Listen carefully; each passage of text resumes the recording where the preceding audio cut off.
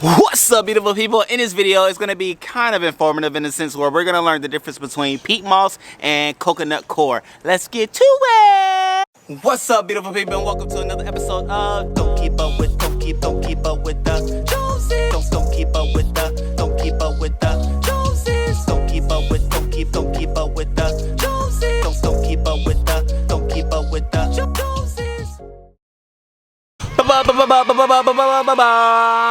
What's up, beautiful people? It's me, Ricky Jones Jr. back again for another video. And in this one, like I said, it's going to be informative, okay? So take out a pen, a pencil, a notepad, or your Apple Notes or whatever it is that you use to learn and to grow, pun intended, right, with information that you do receive, largely because this one, like I said, is going to be about explaining the differences and or benefits between using peat moss or using coconut coir, okay? Now, if you are new to the channel, how you doing? It's me. I already said my name. If you would, please go ahead and subscribe. I would greatly appreciate it because it is our goal to get to 50,000 subscribers by the end of 2022. Had to think about what year it is, right? Because I'm already thinking on different things and things like that. But nonetheless, I would greatly appreciate it and then share with somebody else. I do believe that this video is going to be beneficial not only for you, but for those that may be gardening as well, first-time gardeners and things like that, because that is my goal, that is my passion, to make sure all beginner gardeners, first-time gardeners, curious gardeners have the information they need to go ahead and start.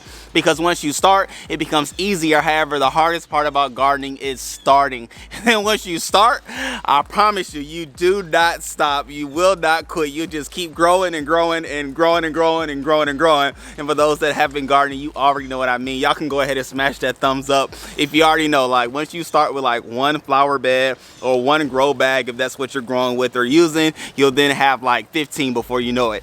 It'll be just multiplied upon multiplying. But I do want to make sure that you have the information necessary to go ahead and start. Now, like I said, we're going to be talking about peat moss and coconut coir, which are mediums that are used to help with soil, right? And so both, let's talk about both, what both do and what both allows for the gardener to do within the garden, right? And so peat moss and coconut coir help in having the soil to, you know, soak in and retain water, which is vitally necessary and purposeful for the roots of the plants, which allow for the plants to grow very strong and very well. Okay, so they both will do that. They also help to loosen up the soil, largely because you don't want compacted soil or soil that's like too rigid, too hard and things like that, because that will stop the roots from doing what they need to do, which is stretching out, growing. And they're stretching out and growing with the idea of getting nutrients and water necessary for growth. Okay, that's why the roots grow. They don't grow to make the plant big. No, them growing is a result of the plants getting big, because they're growing to search out water, growing to search out food, nutrients, and things like that, which we know the main and vital nutrients necessary for plant growth are potassium, nitrogen, and phosphorus. Okay, those are the main ingredients that you will see on fertilizers. However, we're not talking about that on this one, but I say all that to say that's why your roots grow, and those are the reasons and benefits why peat moss and coconut coir are used, because they will retain water and they will help to decompact, right? Help decompact your soil, especially if you're using raised beds or grow bags. Those are vitally necessary to use, because in this situation, when you water, the water just whoosh goes out to the bottom. However, when you do have either one of those mediums within your grow bags or even your raised beds, it will help retain some of the water just a little bit longer, you know, just to make sure that the roots aren't just sprinkled. That's the difference between sprinkling the roots with water as opposed to like submerging or allowing the roots to be submerged within the water. Okay, so now let's just talk about a few of the differences. Now, peat moss is actually something that grows, right? It's actually a moss that grows, and some are in Canada, some are in Europe. However, it's grown and then it's cultivated, meaning that there's a bulldozer or a machine that comes up and scrapes the floor, scrape, and then what is then retrieved is the peat moss, and then it's of course processed in a factory. It's boxed up. Usually it's like in squares. I've seen it in like big tub of squares and situations, things like that. And then that is what we find at the local big box stores, which there's only like one. Lowe's, I'll just say it, whatever. Lowe's is like the only one that I get to really find peat moss. Home Depot rarely has it, but Lowe's I have gotten into using it, and that's what I have used before in some of my grow bags and raised beds. However, like, that's how peat moss grows, as opposed to coconut coir, right? or Coco Coir or Coco Peat. They have various names, however it's the same product, which is actually derived from the shell or the husk of a coconut, right? So it's a totally different process. Of course, we know coconuts are usually in tropical areas. We get the similar to coconuts if we are at the beach or anything like that in Jamaica or whatever we may be at. However, what's then used is the host. Like, that's the beautiful thing about gardening as well. Side note is that nothing goes to waste, okay? We can have an enjoyable drink from a coconut, but then nature has found a way, man has found a way to use nature in a way that nothing goes to waste, okay? And so the husk is then cultivated and all that good stuff, and then compacted into, whether it's like bricks. I've had bricks, whether it's like small, like a size of an actual brick, or a little bit bigger than a brick, or even like little pellets, right? We've grown last week with the peat pellets, but then we also use some coconut coir seed starting mix as well, and that's how those things are done. Now, the beautiful thing about both products as well is that they are compacted to be able to ship and to be able to be purchased at stores, and they compact very, very well and very, very nicely. And actually, to use both, well, really coconut coir, to use that you have to like wet it first, and then it expands, and then you can go ahead and use it whichever way you choose to use it.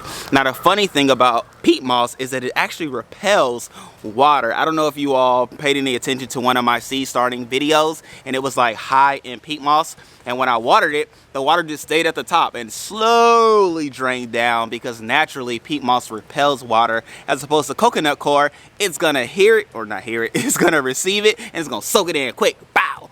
And so as soon as you water the coconut coir, it's gonna go down and just fill the area with the water and things like that. So those are some of the differences between the two, okay? But also, they have been talking about banning the use of peat moss, or even banning the processes of peat moss, because of the environmental damages that are being taken place. You can go look those up if you're interested in it. However, coconut coir is reusable. It is sustainable because it grows and it's derived from coconuts that are already growing, that are already being eaten, that are already being consumed. However, nothing goes to waste, okay? That's a beautiful thing again about gardening.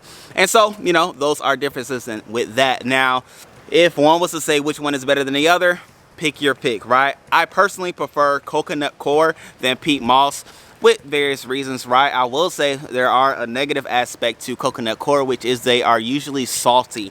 The cheaper ones that you may find, you know, for like $5 a brick or something like that, they may have a high salt content to them, which is okay.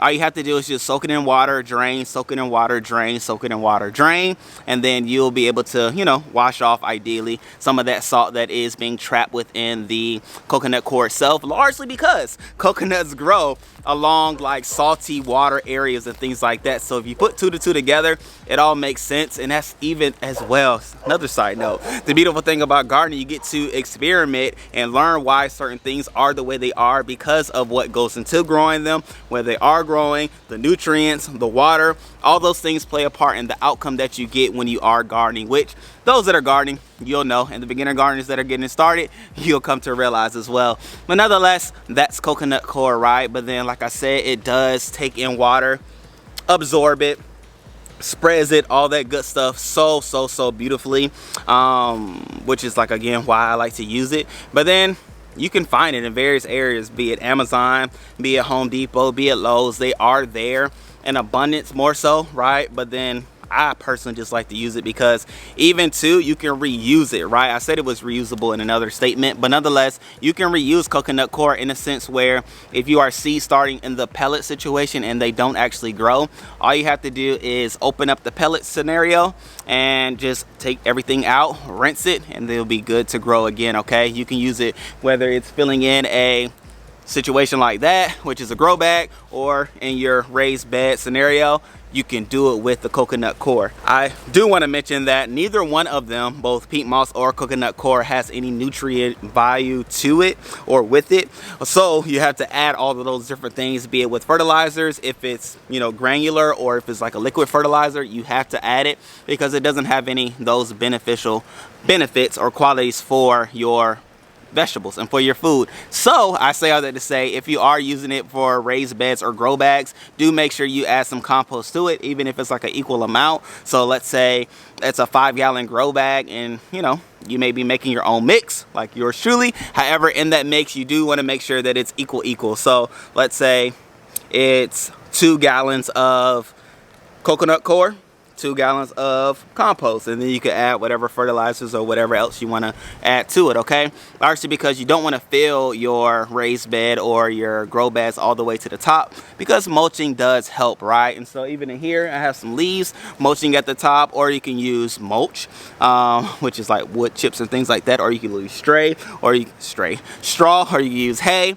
or you use wood chips. There are so many different ways and things you can use as like top mulch and top dressing for your beds or for your grow bags. But nonetheless, I personally am a strong component and user of coconut coir, largely because the way it's derived is not taking away anything, because I will say peat moss is being pulled away from like natural areas that are just naturally beautiful, right? And so it is taken away from one area to add to wherever I am, and I say that because it can come from, like I said, Europe and Canada are like the main 2 areas, but there are other areas where peat moss comes from. However, it's cultivated there, which strips the, you know, nature and its beauty to be able to be used in my garden, which I'm like, it's not really necessary. Let's go get some coconuts, right? People eat coconuts. Let's just use and further use the coconuts by using it in my garden. So it just feels a little bit better, and that's personally why I like it more. But nonetheless, I mean, I have better results. I do.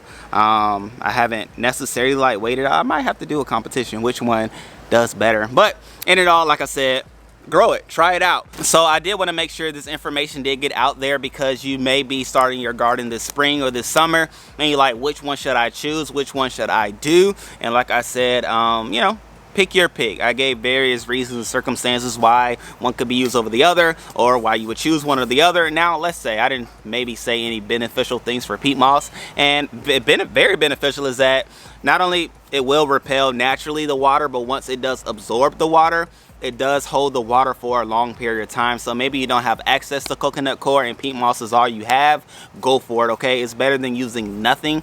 It's better than just relying on the soil itself, because even if you were to use like perlite, which is like the little white, well, in my stores it's like white little pebbles, those do not retain water, those do not absorb water, they just loosen up the soil. And so if you don't have access to coconut coir, definitely use the peat moss, because it does help in that purposes and things like that.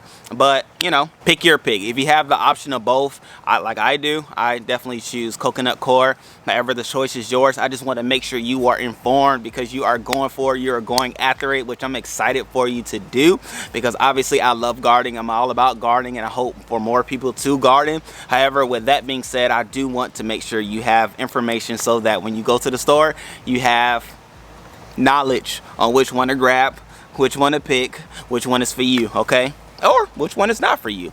And so with that being said, great people, I love you all. I appreciate you all. I'm glad that we have the knowledge and have shared knowledge together so that we can make more informed decisions, because used knowledge is power, okay, great people? And like I said, and like I always say, you don't have to garden alone, because you can always garden with me. Check out the website. If you have any needs, comments, or concerns, definitely let me know. I am here for you to help you grow. And so, hey, reach out to me. I'm here with you and or for you. Until next time, great people, I love you. I appreciate you. Happy gardening. Peace.